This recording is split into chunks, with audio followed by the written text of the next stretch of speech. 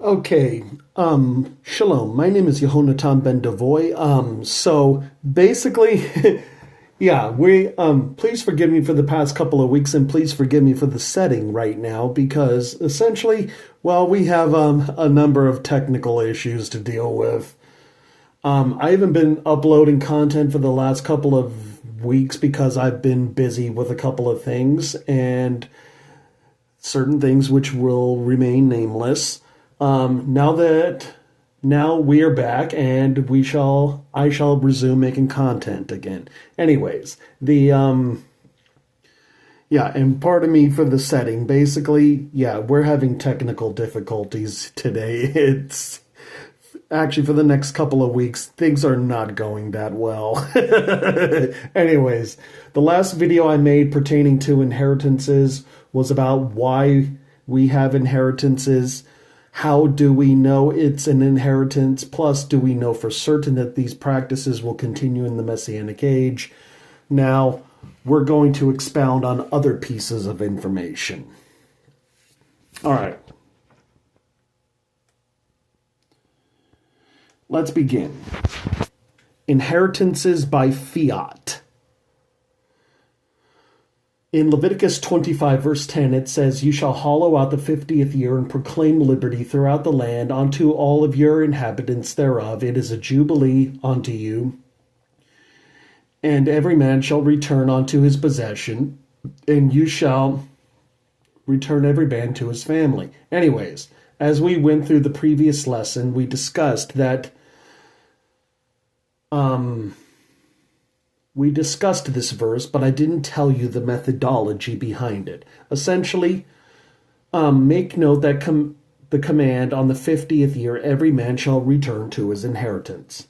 It doesn't say, so think about it, every 50 years. So you've got one 50 year that comes, and then another 50 years. That's 100 years later, and then another 150 years, and so on and so forth.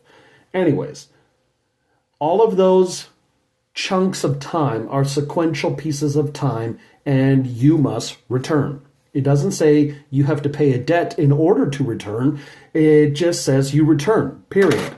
So if you sell it on the 50th year, you return on the 50th year. So yes, it can be sold, but not forever. How else are you going to return? Paying a debt requires the command to have an opportunity to be disobeyed. So there must be no debts, period.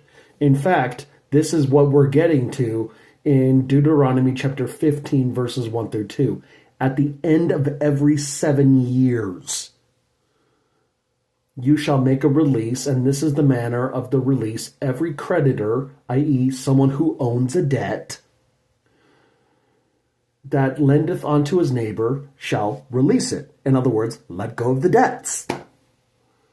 He shall not exact it from his neighbor or his brother, because it is Hashem's release. There you go. So every 7 years, all the debts go away by fiat. And the same thing goes for property.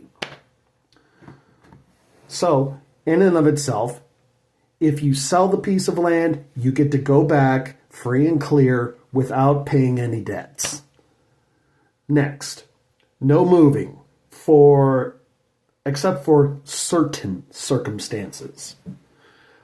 I translated the Hebrew in Numbers 26, verses 53 through 54. It says the following: "To these you shall divide the land into inheritance portions, according to the number of names. To the greater you shall increase his inheritance, and to the smaller you shall decrease his inheritance. According to his registering ones, a male will be given his inheritance." Basically, there's a repeat of this verse in Numbers chapter 33, verse 54, which illustrates the word. It will say clan in your translation, but that's not what it means. It's mishpucha, and it means families. So each male has their own families, essentially.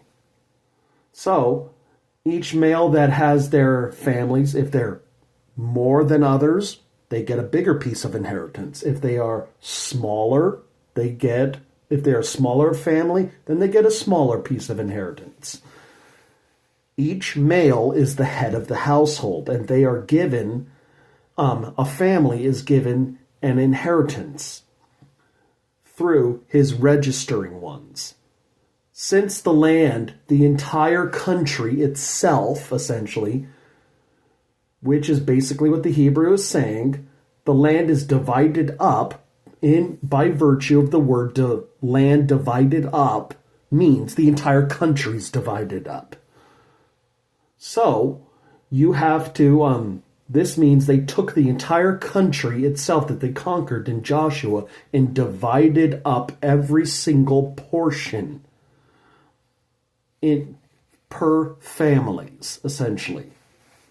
So each portion that was divided up belongs to a family, essentially.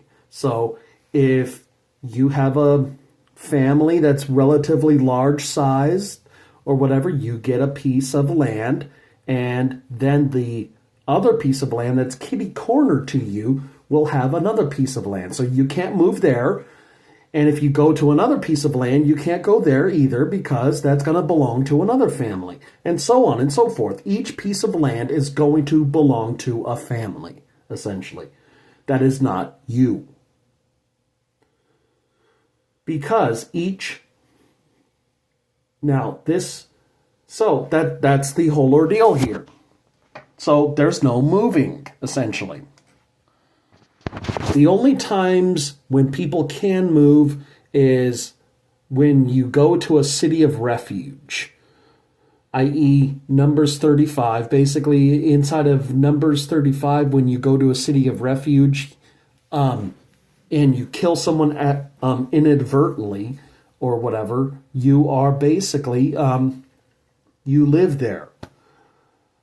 You can leave at any time, but the Avenger of Blood is free to kill you then. Anyways, or when everyone is booted out of the land. In Leviticus 26, you have to get your own home inside of the country of your dispersion, essentially. The other reason is when a male decides to become a slave to another Hebrew male in Exodus chapter 21, verses 2 through 6, he gives up that portion of inheritance and lives on his master's land. Anyways, Levites don't get an inheritance. Since the land is divided up into inheritance portions, this means that the inheritances are not given to Levites, essentially. And why is that? They live in inheritances inside of, selected inheritances. Here's where the command states it. Command the children of Israel that they give unto the Levites of their inheritance, of their possession, cities to dwell in. So basically, let's say, for instance, you're of the tribe of Dan or whatever, or the tribe of Reuben, let's say. You are supposed to set up a city by which the Levites could live inside of your territory, essentially. And as a result, your territory is the city by which the Levites will dwell in.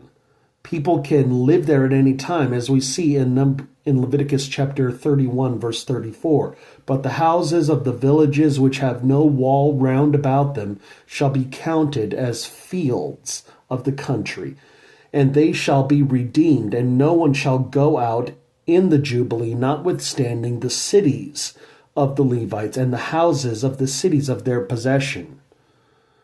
May the Levites redeem at any time, but everyone else, no.